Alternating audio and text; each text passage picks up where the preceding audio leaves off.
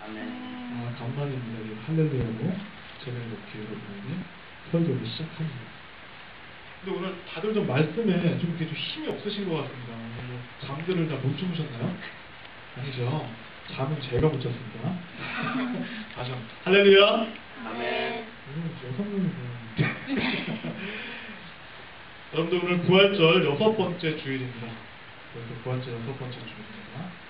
부활 생명의 소식이 이 말씀 선포의 시간을 통해서 여러분의 영에게 임하기를 주님의 이름으로 소망합니다.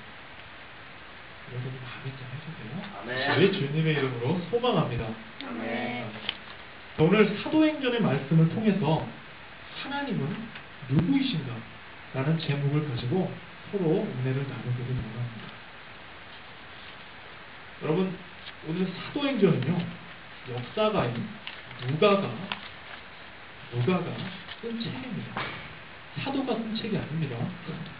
역사가인 누가가 쓴 책입니다. 영어 제목이 The Act of the Apostle 에서 볼 수 있듯이 사도행전은 사도들의 행적과 사도들이 복음을 다른 지역에 전파하는 이야기를 누가 자신이 개인적으로 수집한 자료들을 바탕으로 기록한 책입니다. 그 중에 오늘 본문은요 사도 바울의 전도 여행 중에서 그리스 아테네에서 있었던 일에 관해서 다루고 있습니다. 그리스도인들을 박해하던 바울은 여러분들 다 아시다시피 다메섹에서 부활한 예수 그리스도를 만나서 회심합니다. 뒤집어 줍니다. 그래서 그 이후에 바울은 예수님의 증인이 되어서 예수님의 복음을 이곳저곳으로 전파하기 시작합니다. 근데 하지만 때로는 이렇게 유대 기독교인들과 바울 사이에 신앙적이고 교리적인 갈등들이 굉장히 많이 일어납니다. 그래서 바울이 굉장히 힘들어해요. 그래서 오늘 본문은 보니까요. 이 바울이 유대 기독교인들과의 갈등으로 인해서 지금 그리스 아테네 오늘 본문은 뭐라고 나옵니까? 아덴으로 나옵니다. 아덴 딴 지역이 아니라 아테네로 나옵니다. 이 아테네로 피신을 합니다. 바울이 지금 아테네로 지금 피신을 합니다. 그렇다면 여러분 아테네는 어떤 곳입니까? 여러분 아테네는 어떤 곳입니까? 너무 추상적이죠? 여러분 알고 있는 걸 한번 얘기해 보십시오. 아테네는 어떤 곳입니까? 올림픽. 또 어떤 곳입니까? 제가 생각한 답이 나올 때까지 제가 선도 진행하지 않겠습니다. 자, 시간 관계상 답을 말씀드릴게요. 아테네는요, 여러분들 기대하지 마십시오. 그리스의 수도입니다. 허무하셨죠? 아테네는 바로 헬라 문화, 그리스 문화의 중심인 그리스의 수도입니다. 자, 진짜 유명한 철학가 이름이 되겠습니다. 탈레스. 들어보셨습니까? 안 들어보셨습니다. 헤라클레이토스. 안 들어보셨습니다. 소크라테스. 들어보셨죠? 플라톤. 들어보셨죠? 아리스토텔레스. 여러분, 이름만 들어도 알 수 있는 철학자들이 활동했던 유럽 철학의 뿌리가 되는 철학의 도시가 바로 이 아테네입니다. 그리고 이 아테네가 이런 철학과 헬라 문화로 굉장히 번성했었어요. 근데 로마에 의해서 그리스가 함락된 이후에 이 아테네는 계속 몰락의 길, 세력의 길을 걷게 됩니다. 그래서 바울이 방문한 이 시기에 이 아테네에는 약 5,000명 정도의 사람만 살고 있었다고 그런 썰렁한 도시가 되었다고 기록하고 있습니다. 과거의 영광에 비해서 이 아테네는 지금 현재의 모습은 굉장히 초라해지긴 했지만 그래도 과거 헬라 문학과 철학의 중심지였던 모습은 여전히 남아있었던 것 같습니다. 그래서 지금 아테네에 도착한 바울은 제일 먼저 도시 이곳과 저곳과 도시 곳곳에 있는 신상들, 지금 우상들을 보며 바울의 영원 깊은 곳에서 그런 불편함을 느꼈습니다. 신상들을 바라보니까 바울의 영원 깊은 곳에서 굉장히 불편함을 느꼈습니다. 아테네는요, 굉장히 유명한 게 뭐냐면 바로 이 신상들입니다. 신의 형상을 갖춘 그런 동상들이 굉장히 많았습니다. 어떻게 했으면 이런 말이 있어요.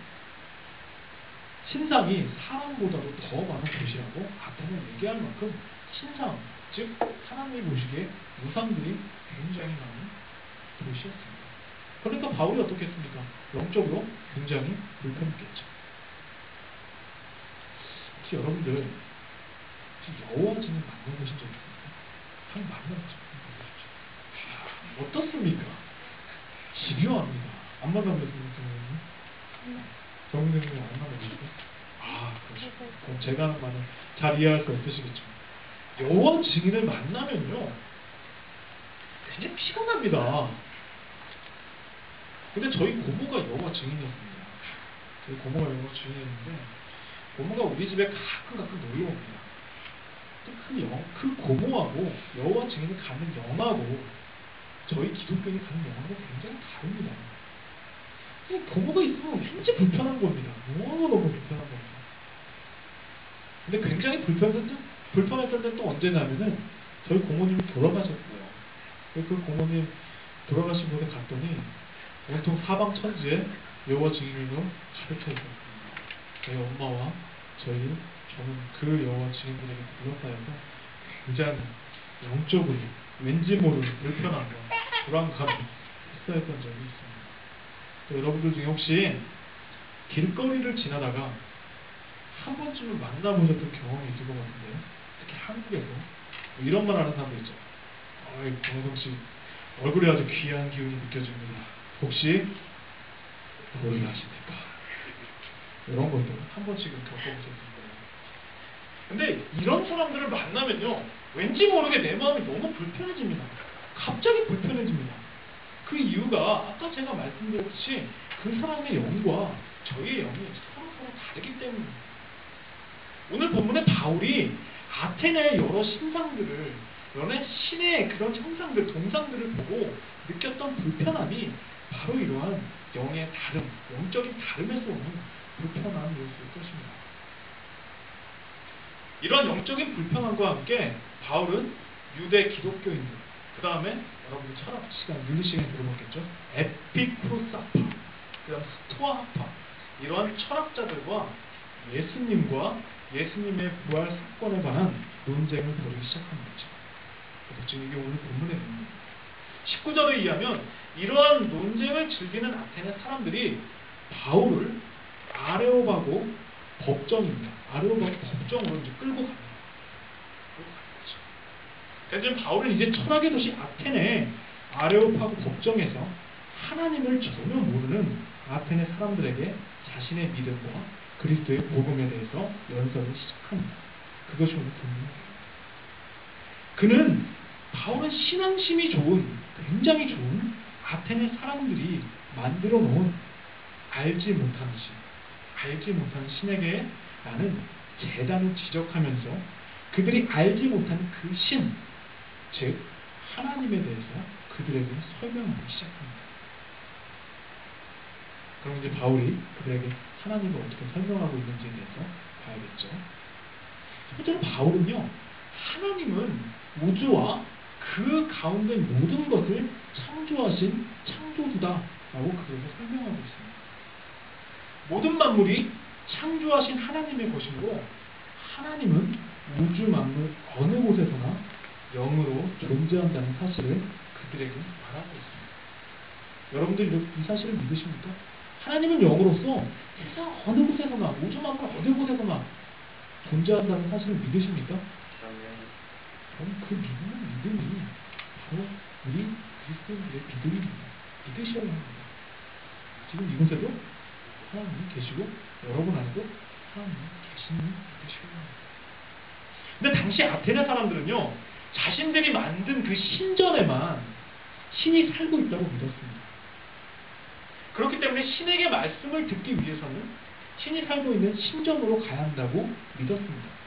그래서 수많은 신전이 아테네에 존재하게 된 이유는 바로 그런 이유입니다. 바울은 아테네 도시에 정말 지천으로 널려있는 이러한 정말 많은 신전을 염두에 두고 하나님은 사람이 만든 신전 안에서 살지 않는다는 것을 지금 이야기하고 있습니다. 좀 더 넓은 뜻으로 이야기하면요, 사람이 인식할 수 있는, 생각할 수 있는 틀 안에서 하나님을 절대로 인식할 수 없다라는 얘기입니다. 왜냐하면 하나님은 인간이 인식할 수 있는, 생각할 수 있는 범위를 훨씬 넘어서 존재하시는 분이기 때문입니다. 어려운 말로 절대 타자라고 합니다. 대학을 타자한다면 절대 자주 바뀝니다. 그래서 인간은 자신이 생각하는 틀 안에서 하나님 혹은 자신이 믿는 신을 한정시켜 놓는 것. 바로 이것이 무엇이냐면요. 바로 이것이 우상을 만드는 것입니다. 우리가 생각하는 범위 내, 생각하는 수준 안에 하나님을 가두어 놓는 그것이 바로 우상을 만드는 것입니다. 이스라엘 백성들이요, 아론을 부축해서 만든 금송아지의 형상들, 아테네 사람들처럼 사람의 형상을 닮은 신상을 만들어서 섬기는 것은 결국 하나님을 가장 싫어하시는 우상을 섬기는 것입니다.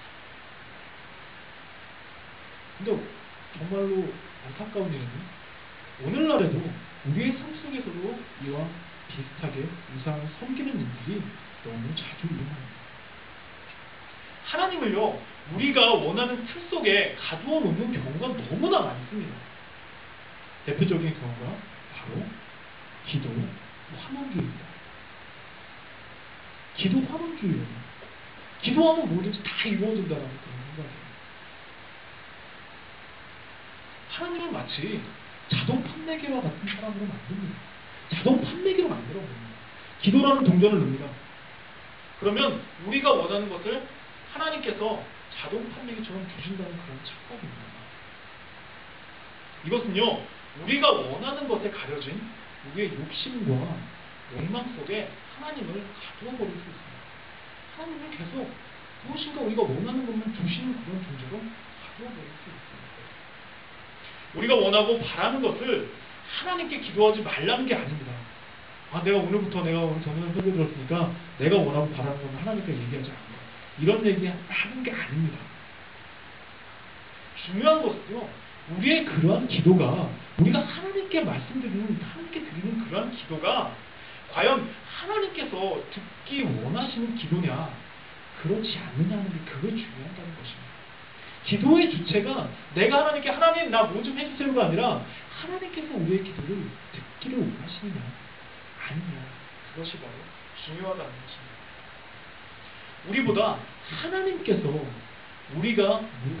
하나님께서는 우리보다 우리가 바라는 것을 더 잘 알고 계십니다. 여러분이 바라는 것을 하나님께서는 더 잘 알고 계십니다. 그래서 기도를 통해서 우리가 원하고 바라는 것만 처음부터 끝까지 말하는 것이 아니라 오히려 더 중요한 것은 하나님이 바라고 원하시는 것이 무엇인지 발견하는 것이 훨씬 더 중요한 것입니다. 근데 이게 굉장히 힘들어요. 이게 보통 영적인 깊이 가지고는 되지 않습니다. 기도는 우리의 바람을 전하는 통로가 아닙니다.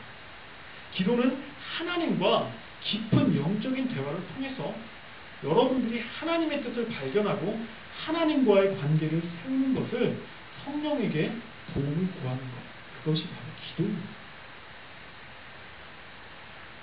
이러한 기도가 바로 창조주 하나님을 우상화시키지 않는 그러한 기도입니다. 저는 이러한 기도가 여러분의 삶에서 넘쳐나기를 바랍니다. 소망합니다. 여러분의 기도가 나의 것들만 다다다다다다 거리는 기도가 아니라 과연 내가 하나님께서 나를 통해서 무엇을 원하시는지 그 음성을 듣는 그러한 기도가 여러분의 삶에 넘쳐나기를 주님의 이름으로 부탁드립니다.